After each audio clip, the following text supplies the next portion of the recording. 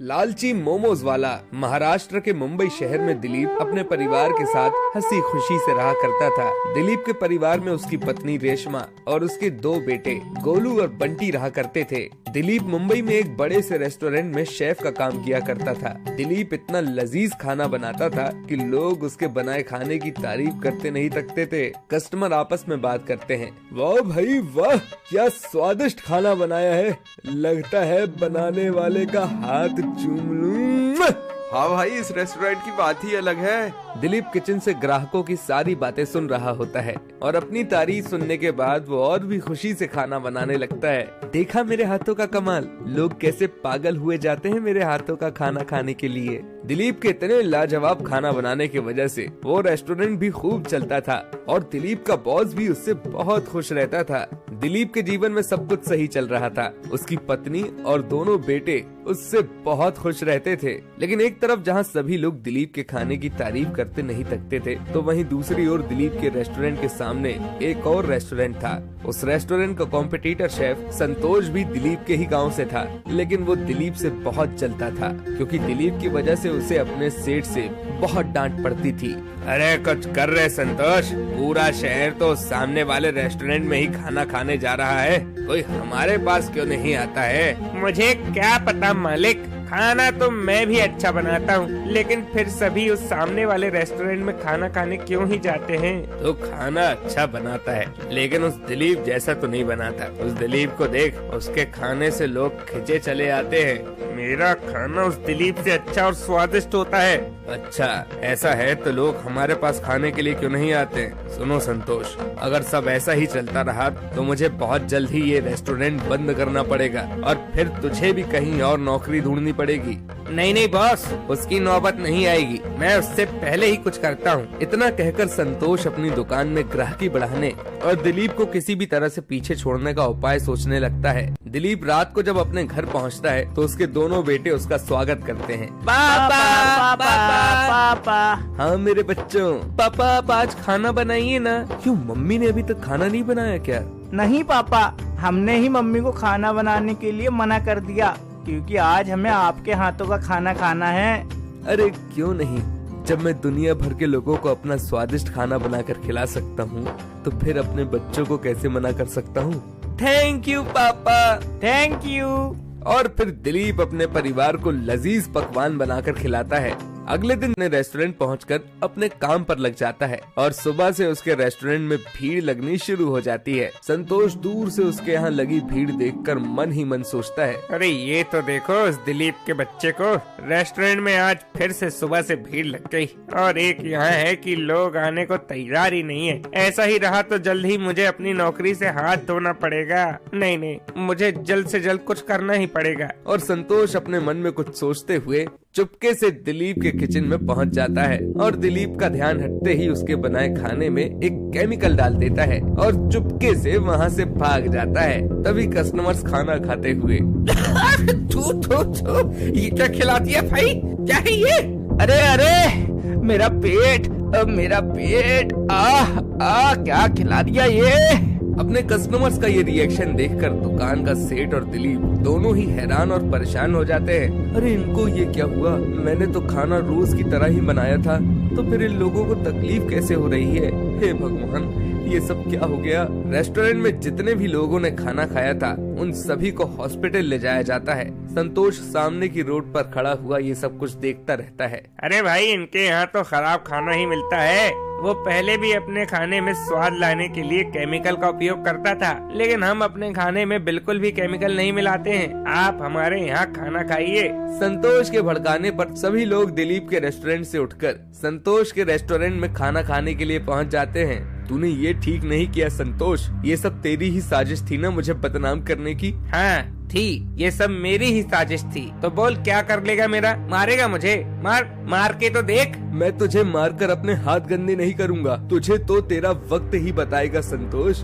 इतना कहकर दिलीप और संतोष अपने अपने रास्ते चले जाते हैं। दिलीप के बनाए खाने की वजह से लोगों के बीमार पड़ने की खबर अखबार में छपती है, जिसके कारण दिलीप का रेस्टोरेंट पूरे शहर में बदनाम हो जाता है और अब कोई भी दिलीप के रेस्टोरेंट में जाना पसंद नहीं करता था और मजबूरन उसके बॉस को अपना रेस्टोरेंट बंद करना पड़ा, जिससे दिलीप की नौकरी भी चली जाती है। दिलीप की नौकरी जाने के बाद जहां दिलीप बहुत परेशान रहता, तो वहीं दूसरी तरफ संतोष अपनी दुकान चलने के कारण बहुत खुश रहने लगा। लेकिन संतोष दिलीप जितना अच्छा खाना नहीं बना पाता और दिलीप की दुकान बंद होने के कारण लोगों को मजबूरन संतोष के हाथ का कम स्वादिष्ट खाना ही खाना पड़ता। दिलीप रात को टेंशन में सोचते हुए, अब मैं क्या करूंगा, नौकरी जाने के बाद अब घर में पैसे कहां से आएंगे, इस शहर में तो अब कोई मुझे नौकरी देने को भी तैयार नहीं है।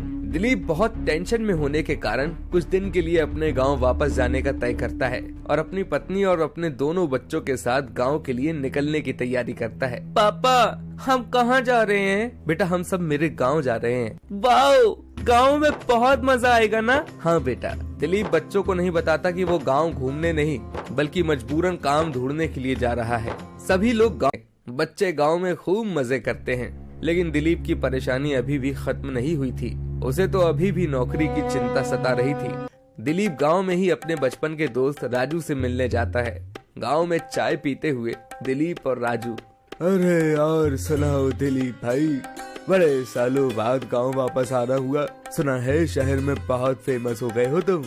नहीं यार, ऐसा कुछ नहीं है, बस लोगों को मेरे हाथ का खाना पसंद है इसलिए मुझे जानते हैं। अरे क्या बात है, वैसे वो हमारा संतोष हलवाई भी तो तुम्हारे शहर मुंबई में ही है ना? सुना है वो भी खाना बनाने की नौकरी करता है। संतोष का नाम सुनते ही दिलीप एकदम से आग बबूला हो जाता है। मेरे सामने उस लालची मक्कार का नाम भी मत लो।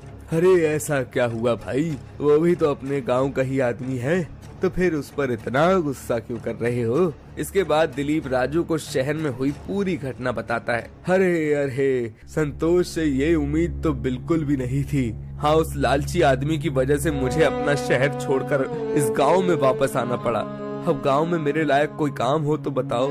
अरे तुम्हें काम क्यों ढूंढना, वही करो जो तुम्हें आता है। मतलब? अरे मतलब कि तुम शहर में क्या करते थे? मैं तो शहर में खाना बनाता था। बस, तो फिर खाना तो तुम यहाँ गांव में भी बना सकते हो। वैसे ही इस गांव में एक भी फास्ट फूड की स्टॉल नहीं है। अगर तुम फास्ट फूड की स्टॉल खोलोगे तो लोग तुम्हारे यहाँ खाना खाने जरूर आएंगे। हाँ राजू भाई, तुम्हारी बात में दम तो है। दिलीप राजू के दिए आइडिया से बहुत प्रभावित होता है और पूरी तैयारी के साथ एक मोमोज का ठेला खोलता है। लेकिन गांव वालों को मोमोज के बारे में कुछ नहीं पता होता, इसलिए कोई उसके बनाए मोमोज पर ध्यान ही नहीं देता। अरे कोई मेरे मोमोज खाने के लिए क्यों नहीं आ रहा है? लगता है कि इन गांव वालों को मोमोज की जानकारी नहीं है। कोई बात नहीं, आवाज लगा लगा कर लोगों को ठेले के पास बुलाऊंगा। फिर दिलीप मोमोज के ठेले को धक्का मारते हुए आवाज लगाता है, मोमोज ले लो, मोमोज, मोमोज ले लो, मोमोज, मोमोज वाला मोमोज ले लो। दिलीप के ऐसा करते ही कुछ लोग उसके ठेले के पास आ जाते हैं। अरे ये क्या बेच रहे हो भाई? देखने में तो सफेद लड्डू लगते हैं। ये लड्डू नहीं, मोमोज है, मोमोज। मोमोज? अरे ये क्या होता है भाई? ये शहर का खाना है।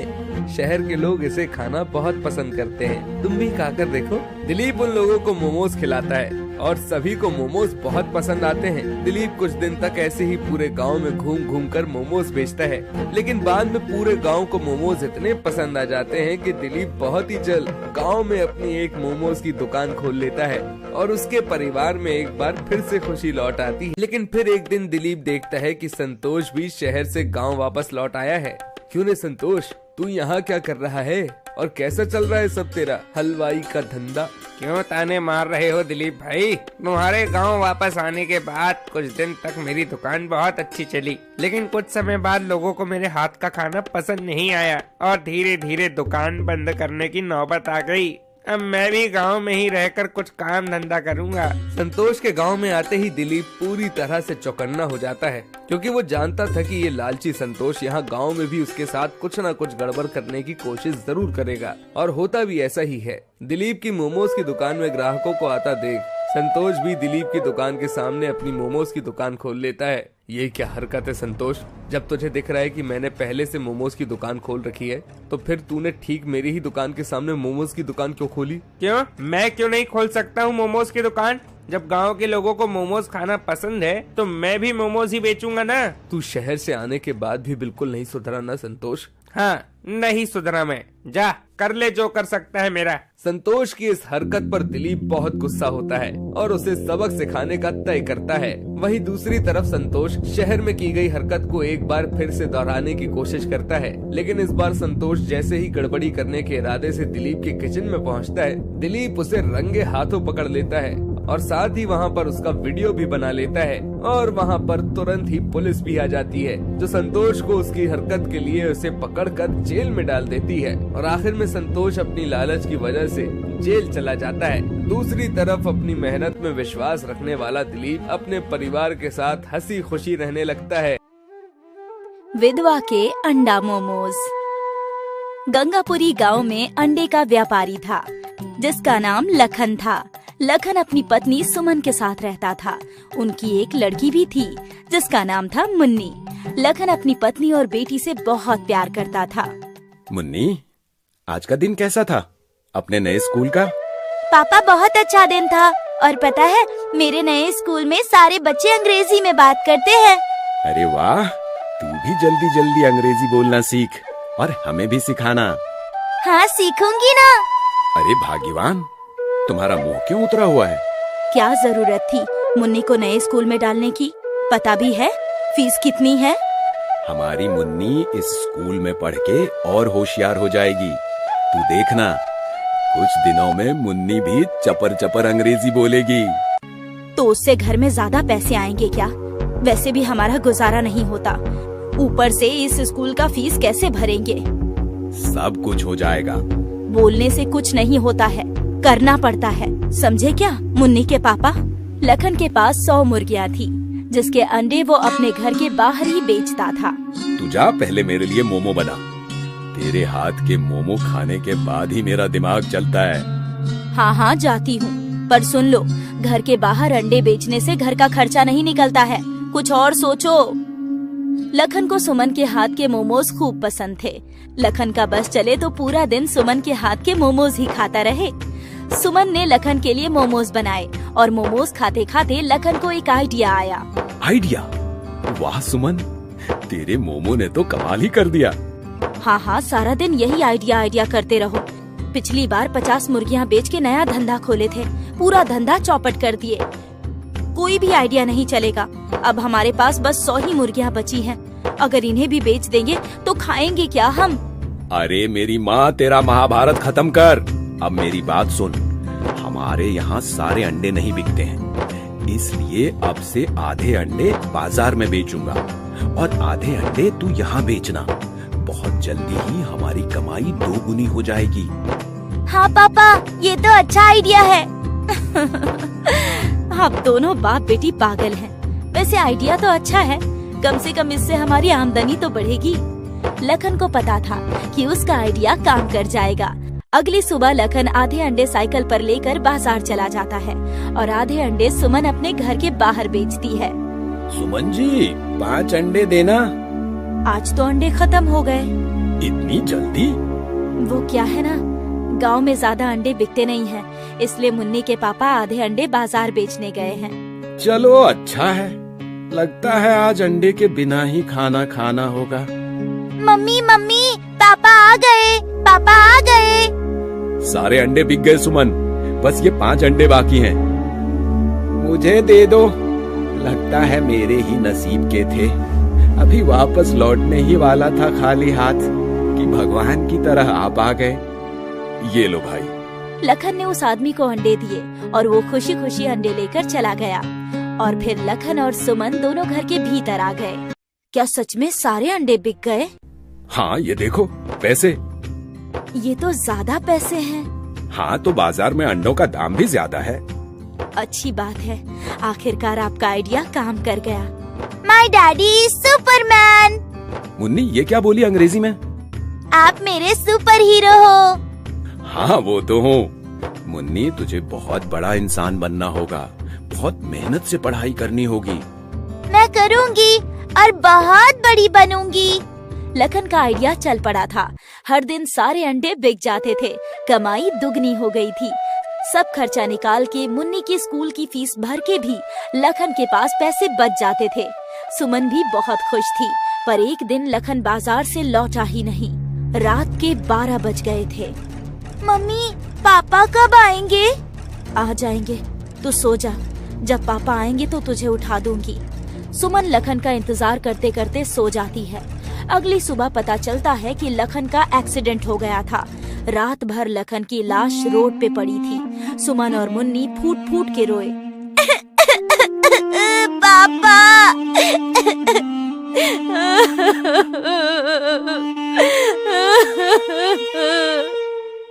सुमन का हंसता खेलता परिवार उजड़ गया। उसके घर का करता धरता अचानक से चल बसा। अब उसका और मुन्नी का क्या होगा? अब घर की जिम्मेदारी सुमन पे आ गई थी। दिन ब दिन सुमन की हालत बद से बदतर होती जा रही थी। घर का चलना भी मुश्किल हो गया था। और एक दिन, अरे मुन्नी, तू स्कूल से इतनी जल्दी क्यों आ गई? मम्मी, मुझे स्कूल से निकाल दिया। बोलते हैं पहले स्कूल की फीस दो, फिर स्कूल आना। अब हम स्कूल की फीस कहाँ से भरेंगे? हमारे पास तो पैसे भी नहीं है।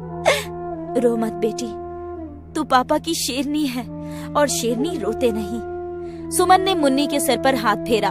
उसे अंदाजा था कि उसकी परिस्थिति और बिगड़ सकती है। उसे कुछ न कुछ जरूर करना होगा। आधी रात को सुमन नींद से हंसते हुए जाग उठी। सुमन की आवाज सुनकर मुन्नी भी जाग उठी। क्या हुआ मम्मी? सपने में तेरे पापा आए थे और मुझे एक आइडिया बता के गए हैं। कैसा आइडिया? तेरे पापा को मेरे हाथ के अंडा मोमोज बहुत पसंद थे ना।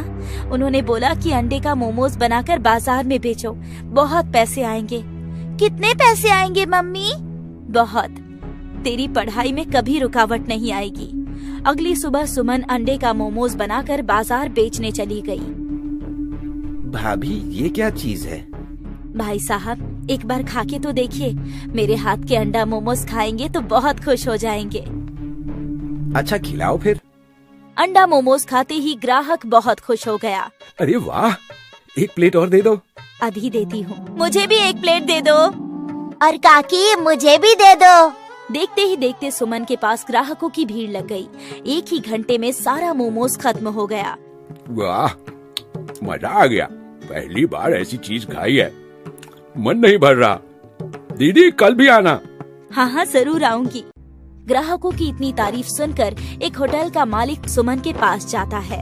मैडम, भाई, कुछ भी नहीं बचा है। सारा अंडा मोमोज खत्म हो गया है। आप कल आइएगा। सुनिए तो, मैं एक होटल का मालिक हूँ। लोग आपके खाने की तारीफ कर रहे थे। मुझे बस टेस्ट करना है। आपने ऐसा क्या दिया जो लोग होटल छोड़कर आपके पास खाने आ रहे हैं? अच्छा, ऐसी बात है।